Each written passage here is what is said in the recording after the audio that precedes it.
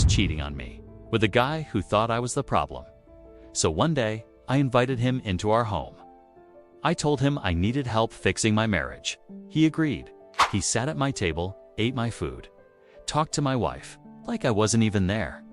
And neither of them realized. I wasn't trying to fix anything. I was making sure. They destroyed themselves right in front of me. My name is Adrian. I live in San Diego. From the outside, my life looked perfect. Good house, stable job, beautiful wife. Her name was Melissa. We'd been married for 5 years, and somewhere along the way, things got quiet. Not bad, not broken, just distant. At least, that's what I thought. Until I saw the message. It wasn't even hidden well. Her phone buzzed while she was in the shower, and I glanced at it without thinking. Wish I was there right now. No name saved, but I didn't need one, because people don't text like that, without history. I didn't confront her. I didn't accuse. I watched. And the more I watched, the clearer it became. Late night texting. Sudden smiles at nothing.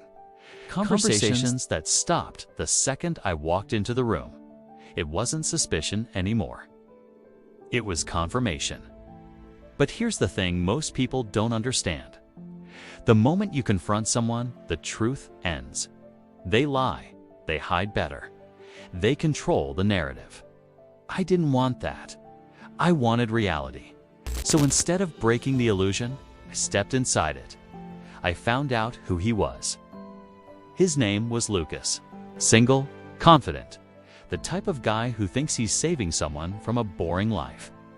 I reached out to him, not as her husband, as someone who needed help. I told him I was struggling in my marriage, that I felt like I was losing my wife, that I needed advice.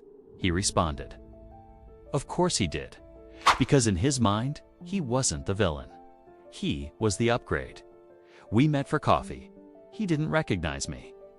Why would he? To him, I was just another guy trying to fix something already broken. We talked for almost an hour. I told him about my wife, about how distant she'd become. He listened, nodded, even gave me advice. Sometimes, he said, people just need to feel alive again. I almost laughed. Because he had no idea. He was the reason she felt alive. And then I did something unexpected. I invited him over. I think it would help, I said, if you saw us together. He hesitated, then agreed. That night, he walked into my house, my space, my life, and sat across from my wife, like it was completely normal. For a second, Melissa froze. Her entire body tensed because she recognized him, but she couldn't react. It's not without exposing everything, so she played along. And that's when the real game began. Dinner was quiet at first. Small talk, fake smiles. But Lucas got comfortable. Too comfortable. He started talking more, joking, connecting. And Melissa slowly followed his lead. Like they were slipping into something familiar, something secret. Right in front of me, and I let it happen. Because the more comfortable they became, the more careless they got. Little glances, inside jokes, moments that didn't make sense. Unless you knew, and I knew. By the end of that night, I had everything I needed. Not just proof, clarity. The next step wasn't loud. It wasn't dramatic. It was precise. I documented everything, messages, meetings, that dinner. Then I waited, because timing matters more than truth. A week later, I brought them both together again. Same house, same table, but this time, no pretending. I sat down, looked at both of them, and said calmly, we don't need to lie anymore. Silence, heavy, immediate. Melissa's face drained of color. Lucas leaned back, confused. What do you mean? I looked directly at him. I mean, you've been sleeping with my wife? That sentence didn't just land. It detonated.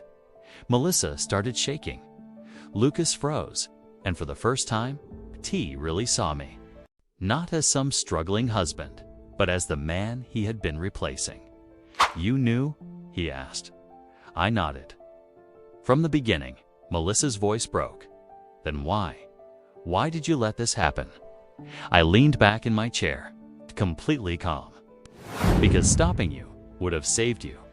Neither of them spoke. So I finished it. "I wanted to see how far you'd both go when you thought there were no consequences." Tears, panic, excuses, all of it came at once. But it didn't matter anymore because the illusion was gone. And without it, they had nothing left.